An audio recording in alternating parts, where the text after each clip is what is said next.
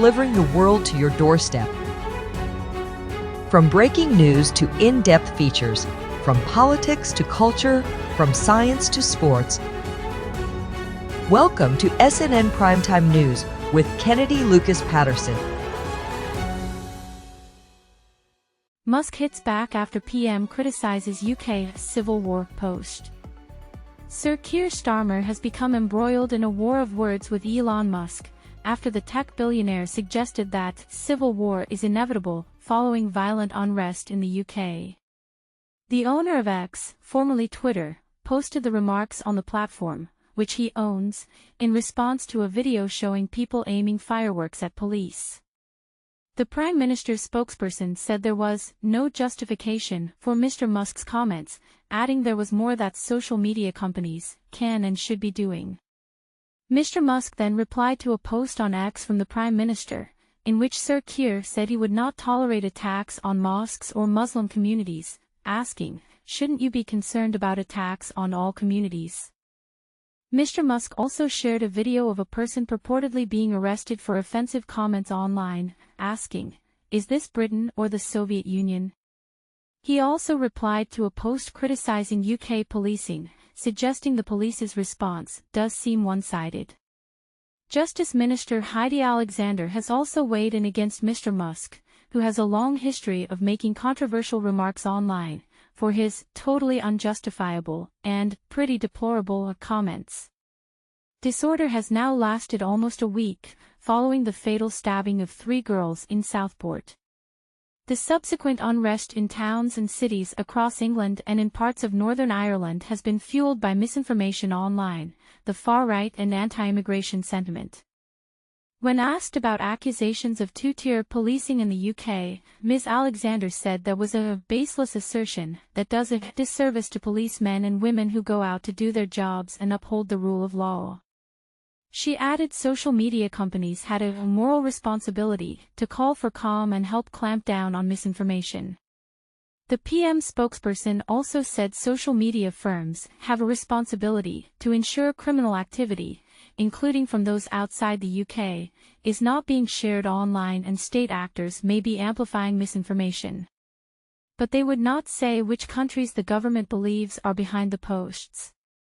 Meanwhile, BCS, the Chartered Institute for IT, has urged media regulator Ofcom to consider fining X after this weekend's disorder. Adam Leon Smith, a fellow of BCS, said, "When misinformation leads to riots and unrest, there must be consequences. It is easy to argue that X has shown disregard for public safety in hosting such content. We urge Ofcom to enforce the Online Safety Act as soon as they can, with the full weight of the law, and levy significant fines if they find mismanagement on the platform." On Monday, Technology Secretary Peter Kyle said he had met representatives from TikTok, Facebook's parent company Meta, Google and X, to make clear their responsibility to continue to work with us to stop the spread of hateful misinformation and incitement. The Home Secretary Yvette Cooper has also said the government would not tolerate armchair thuggery, and social media companies need to take responsibility over online posts encouraging criminality. The BBC has approached X, Meta, TikTok, Snap, Telegram and Signal for comment.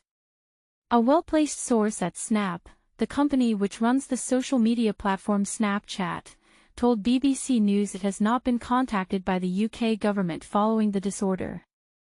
Snapchat says it has 21 million monthly users in the UK. Offences concerning incitement under UK law predate social media, and are listed under the Public Order Act 1986.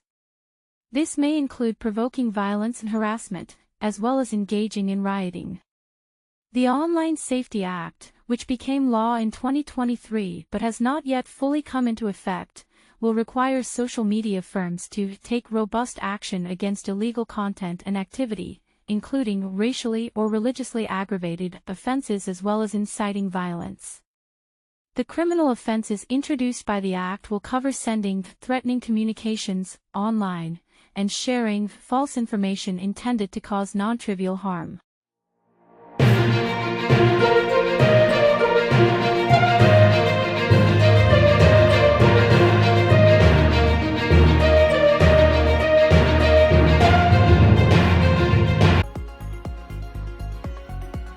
Game over for Mario and Sonic at the Olympics? Lavish opening ceremonies. Photo finishes. Gold medal drama. All things we've come to expect during the Olympic Games. But if you've wondered why two famous faces have been missing this time around, you're not alone. You might even be one of the 300,000 people who saw Lee Cocker's post on X about them. Mario and Sonic. Since the Beijing Olympics, the former video game rivals have joined forces in a series of tie-in titles starring characters from both franchises. The mascots have sprinted, jumped, and thrown their way through a collection of summer and winter Olympic events every 4 years, and their most recent outing took them to their home country, Japan. But the world's favorite plumber and Earth's fastest hedgehog haven't paid a visit to Paris in 2024. Is it the end of an era? BBC Newsbeat tried to find out. Lee Cocker was an executive producer on the series for 17 years, and worked on every game from the 2008 edition to the Tokyo version. He tells Newsbeat the idea of Mario and Sonic starring in a game together would have been unthinkable in the 1990s. But by the early 2000s, relationships between once bitter enemies Nintendo and Sega had softened. Lee says he presented a prototype of the game to bosses of both companies and the International Olympics Committee, IOC, and all of them were impressed. The first game was a huge success, selling about 26 million copies, according to Lee. It was two of the most iconic video game characters coming together at the Olympics, he says. And it was on the Wii. At the time, the Nintendo console with motion control capabilities was a sensation, outselling rivals PlayStation 3 and Xbox 360. It was also incredibly popular with families. So a game everyone could gather around the TV to play was an easy sell. It was a perfect storm, says Lee. While the sequels never quite matched the sales of the first game, they remained popular. And when Lee posted on X to confirm that there would be no Paris version, the response was huge. My Twitter blew up, my social media blew up, my emails blew up, he says. Loads of people messaging me, saying, we love that game. We grew up on that game. Despite this, Lee says the license wasn't renewed for 2024, and the understanding was that the IOC wanted to work with a new partner. Think of it as a cake, he says. Everyone has to get a piece, the IOC, Nintendo, Sega, so if they're doing it with another company, they get a bigger percentage. Lee says he had expected Ubisoft, the French gaming giant known for franchises including the family-friendly Rayman and Rabbids series, to be chosen. In the end, the IOC went for N-Way, a developer with offices in San Francisco and South Korea. They've produced a mobile game, Olympics Go, which Lee says is very good, but would have been produced on a much smaller budget. Lee says the IOC also wanted to explore the use of NFTs, the short-lived crypto-powered token, and esports. There's been criticism of the sports body for this, but Lee says it's understandable that it would want to reach new audiences by using emerging technologies. But he admits he'd have been keen to explore what could have been with a Paris 2024 edition of Mario and Sonic. What I always liked about Mario and Sonic and working on it was introducing new sports, he says. Breakdancing is an Olympic sport this year. How good would it have been to see Mario and Sonic doing breakdancing? Bowser spinning on his shell or something? Another group of people upset by the lack of a new Mario and Sonic game are speedrunners, players who spend hours competing to log the best times in the game's different events. Although the series was a fun family hit, speedrunning has a dedicated community built around it. JH2000, who holds 2 world records in the Winter Olympics versions, says there's a surprising amount of depth to the titles. Each character has its own set of stats, he says. You've got your speed characters, the all-around characters, the technical characters and the power characters. And each one has their own feel in different events. JH says the speedrun community was gutted when they learned Mario and Sonic wouldn't be heading for Paris. When we heard nothing about it, we were completely and utterly gutted, he says. We just thought, we can't just end like this. We heard nothing, so we just thought, okay, maybe it's coming out later, until we found out it wasn't. All hope might not be lost. When BBC Newsbeat asked the IOC for an explanation as to why there was no Paris version of Mario and Sonic, it blamed tight timelines after the postponed Olympic Games Tokyo 2020. However, the Tokyo edition is available and very popular. Watch this space for the future, they added. Lee is less optimistic about the characters qualifying for another Olympics, but says the big thing for him is the legacy of the games he did get to make. These two video game characters coming together for the Olympics, that's what happens, it's that Olympic spirit, he says. It was very, very iconic, and I'm glad that people shared that. It means a lot to them, and it was a big part of their childhood.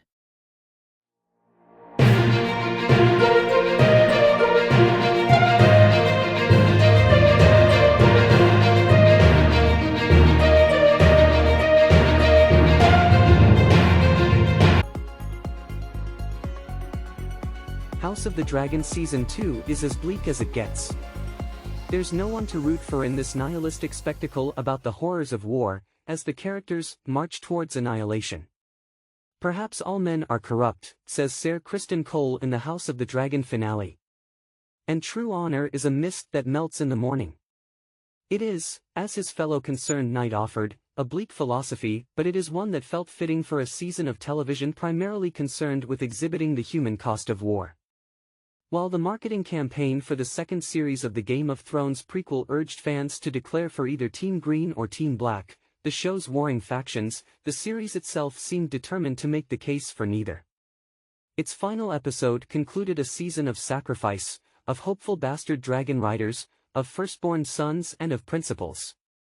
The bar for ethical behavior is low in Westeros, but still few people clear it, so locked are they in mutual destruction. It is in the rich tradition of Game of Thrones for people to be terrible, but the former had both characters you could just about call good, Davos Seaworth, Samwell Tarly, Brienne of Tarth, and characters that engendered love despite their flaws, Arya Stark, Tyrion Lannister, the Hound. Since House of the Dragon sent Rhaenys Targaryen, Eve Best, the queen who never was and arguably the show's most easily backable character, plunging to her death from her decapitated dragon, it became clear that heroism would not be rewarded here. As Team Black's ever more fanatical exiled Queen Rhaenyra Targaryen, Emma Darcy, shifted from a woman devastated that her misinterpreted words led to the brutal beheading of a child to one comfortable with barbecuing scores of her illegitimate relatives in an attempt to find new dragon riders. Team Green's spiraling dowager Queen Alicent Hightower, Olivia Cook, was relieved of almost all her power by a procession of disappointing men, several of whom she has unfortunately given birth to. Instead, it was the words of doomed Rhaenys that came to define this second season. Soon they will not even remember what it was that began the war in the first place. Her correct prediction of a self-perpetuating cycle of destruction was both a nod to the source text Fire and Blood, written as a series of retrospective scholarly histories that do not always concur, and a sign that despite ostensibly mirroring its predecessor in being about who should, and who actually will, sit on the Iron Throne, this series is actually about a long, slow and brutal descent into the nihilism of war for war's sake. Early on, we saw how the Rivermen used the Targaryen infighting simply as a convenient excuse to escalate an ancient feud, and by the finale, we had Cole coolly accepting. Part of this dreary outlook comes from the show being a prequel and a pre-existing book. Whether or not viewers have read Fire and Blood, the events of Game of Thrones have told us that the Targaryen house all but destroyed itself, and its dragons, in this war. We know already that there is no happy ending, but it has increasingly seemed that the characters themselves agree.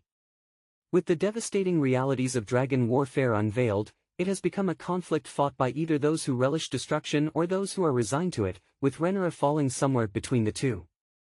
In Game of Thrones, there were characters only really out for themselves, and characters who claimed to be fighting for a greater good, but the overarching malevolent threat of the White Walkers provided an indisputable enemy and a call to arms that could not be ignored.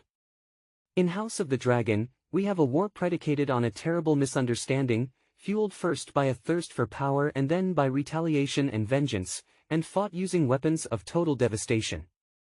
The metaphor of the dragons as nuclear warfare is explicit. In theory, they should act as a deterrent by way of fear. In reality, the temptation to wield them proves too great. The dance of the dragons might be a battle of beasts, but that it happens at all is human failing writ large. And once unleashed, there is no going back. Despite Aemon's claim that the war would be won not by dragons alone but with dragons flying behind armies of men, the show has thus far made the case that men are mere fodder. All the clever tactics, ground troops, and impenetrable castles cannot withstand the might of the dragons. We saw that in the final season of Game of Thrones when Daenerys rained down fire on her own capital city, and it was made clear in the Battle of Rook's Rest, which disillusioned Cole and served as a microcosm of the wider conflict, a battle where it was difficult for either side to claim victory. Each lost a dragon, each lost men, many crushed or burned by their own beast, and each lost a little more grip on the reasons they were there at all. As various characters vainly claimed that peace was their goal, Demon's finale visions of the events of Game of Thrones reminded us otherwise. This war might feel like the war to end all wars, but there is no such thing. Instead, it is just another fight to the death of many hundreds of thousands.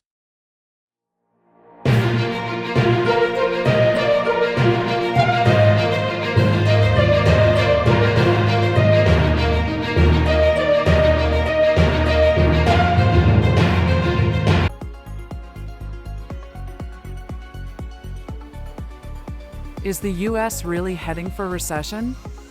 Over the past few days, global stock markets have been plummeting. Trading screens across the US, Asia, and, to a certain extent, Europe are awash with blinking red numbers heading south. The sudden turn comes as fears grow that the US economy, the world's biggest, is slowing down. Experts say the main reason for this fear is that US jobs data for July, released on Friday, was much worse than expected.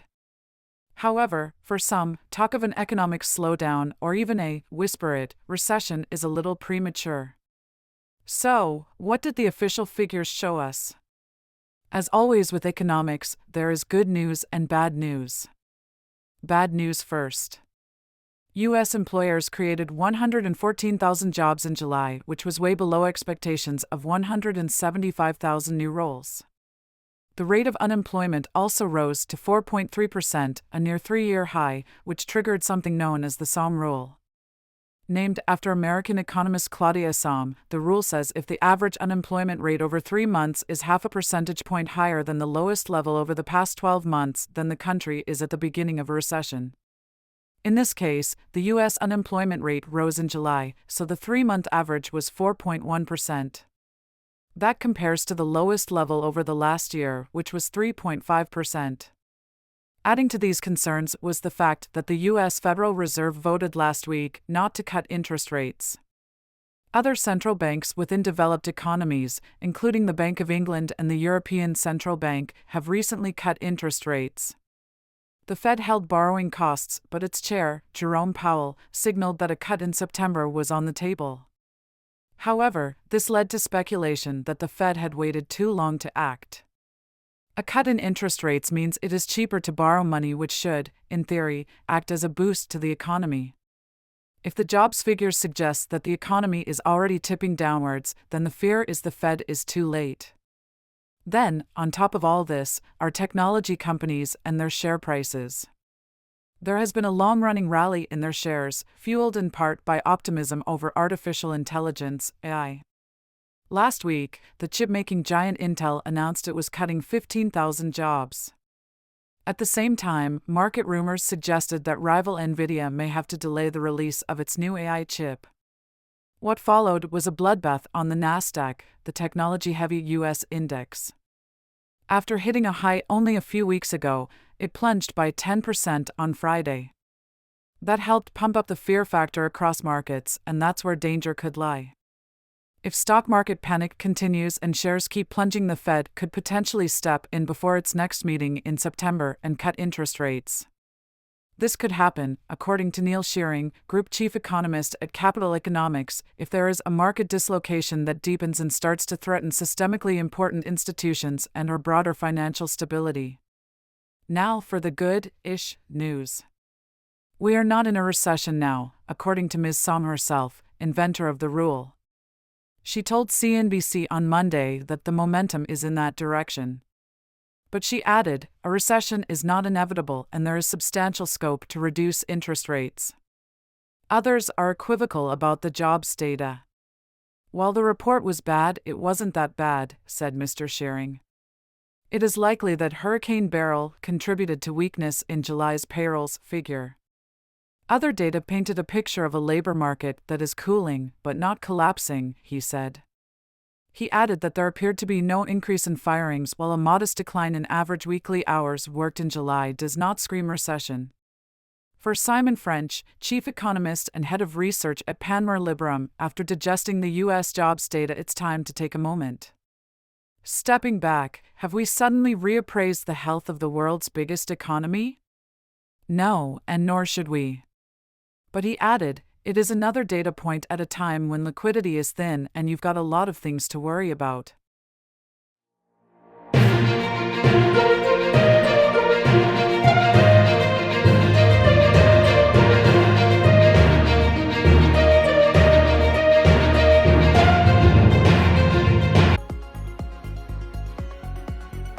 Government shelves £1.3 billion UK tech and AI plans. The new Labour government has shelved £1.3 billion of funding promised by the Conservatives for tech and artificial intelligence (AI) projects, the BBC has learned.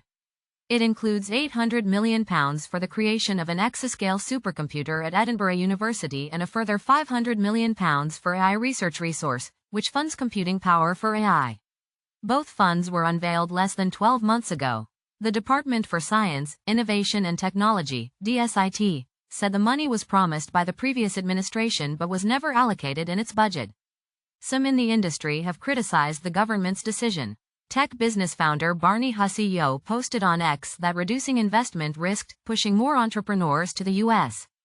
Businessman Chris van der Kuil described the move as idiotic. Trade body Tech UK said the government now needed to make new proposals quickly, or the UK risked losing out to other countries in what are crucial industries of the future.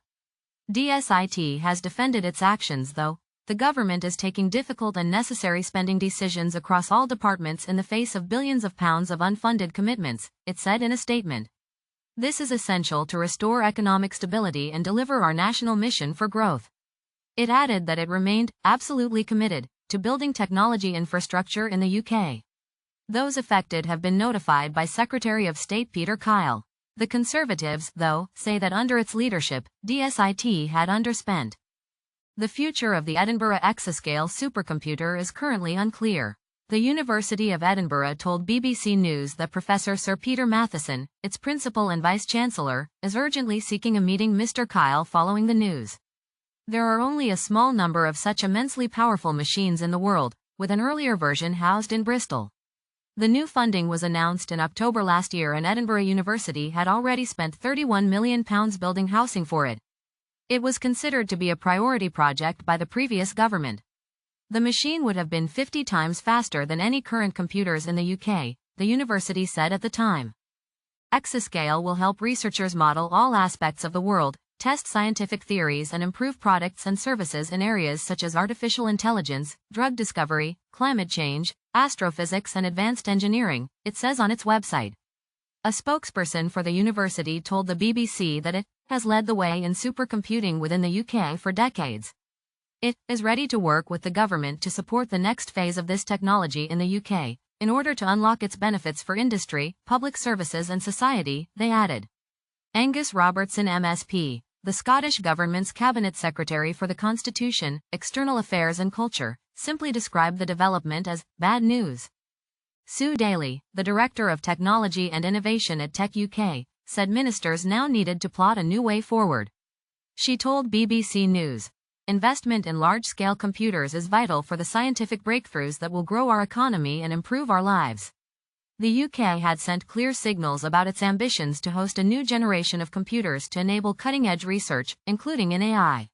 In an extremely competitive global environment, the government needs to come forward with new proposals quickly. Otherwise, we will lose out against our peers. Last week, DSIT announced that Matt Clifford, who was one of the organizers of the inaugural AI Safety Summit held at Bletchley Park in November 2023, had been asked to draw up an action plan for identifying new AI opportunities, including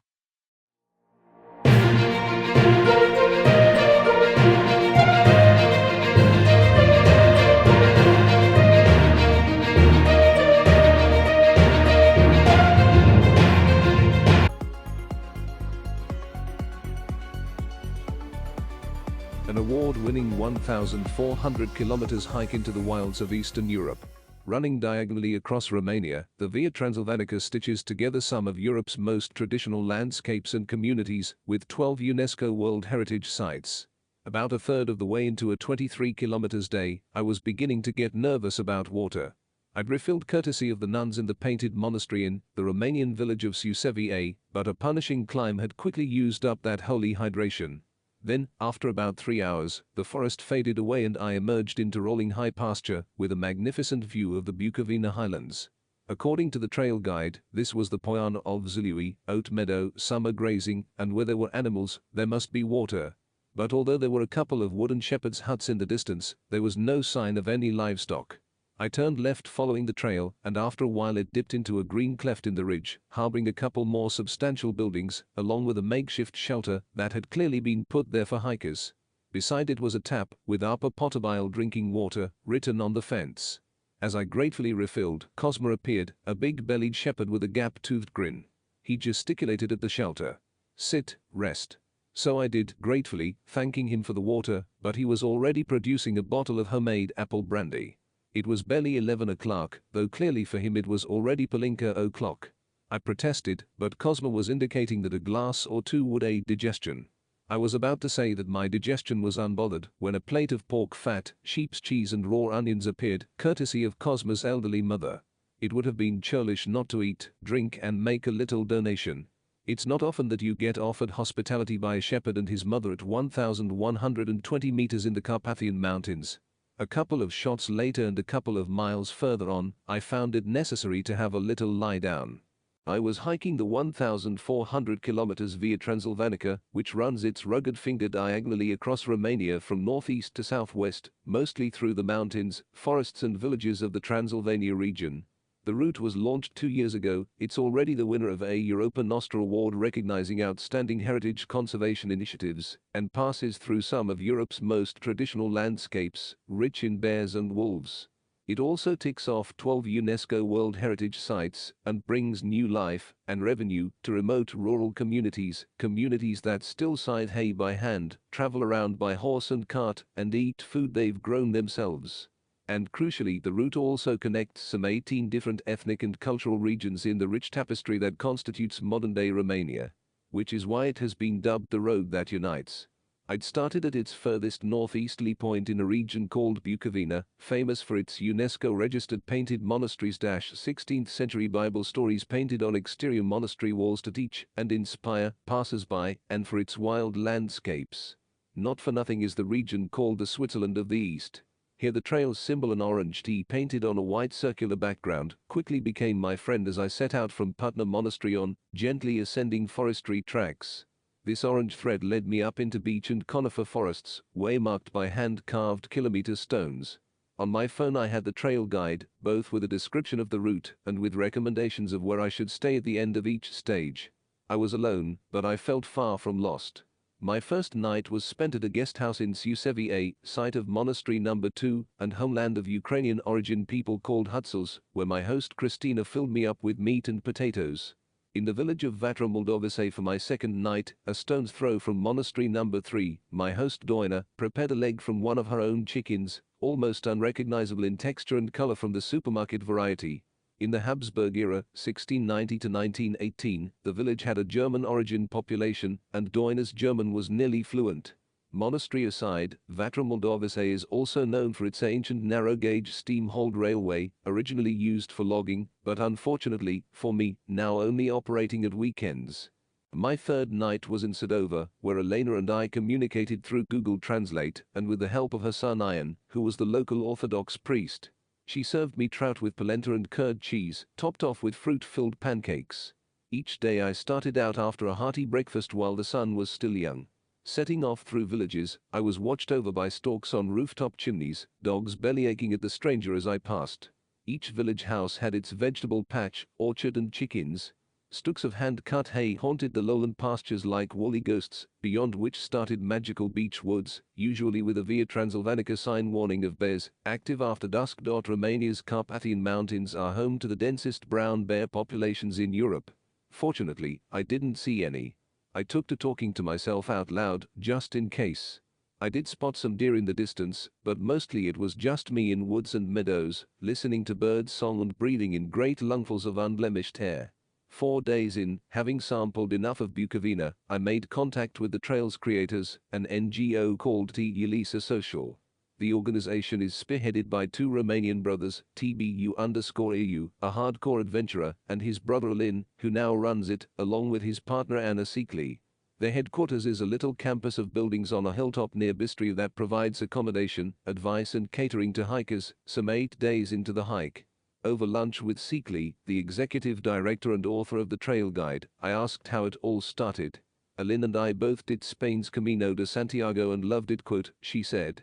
But then we realized that our homeland, with all of our different ethnicities, each with their own food and traditions, had more to offer both touristically and culturally.